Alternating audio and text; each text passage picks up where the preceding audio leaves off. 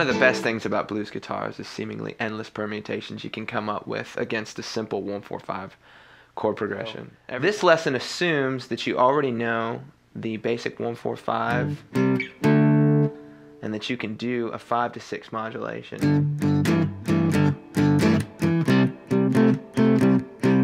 And with that in mind, we're going to break out of that and start adding some 7 chords and embellishing those 7 chords to give our chord progression more motion and give it a little bit more color.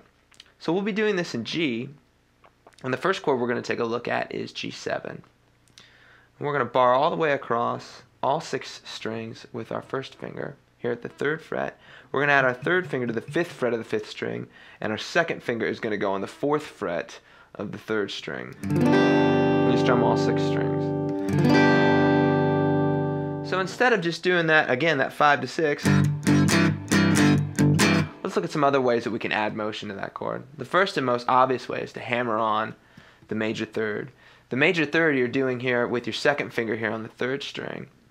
And what you're going to do is you're going to lift up, so you have a minor 3rd, actually on the 3rd fret of the 3rd string. You're going to strum the chord and then hammer on really quickly that 2nd finger onto the 4th fret of the 3rd string. And what that does is that creates a nice little bit of tension that you can instantly resolve.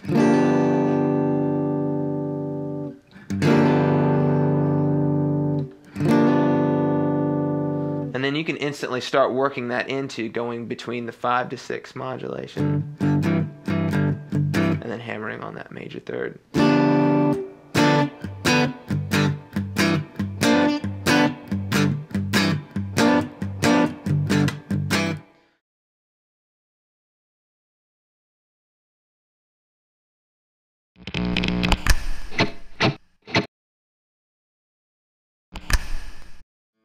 Hi, I'm Scotty Moore.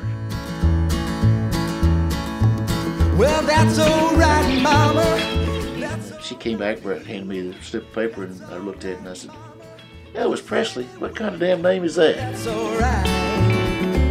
So that starts with an A major chord for the first, actually the first 4 bars are really A, and an A major chord in the 5th position. My first finger's barred across the top 2 strings at the 5th fret. She done told me, Papa done told me too. Son,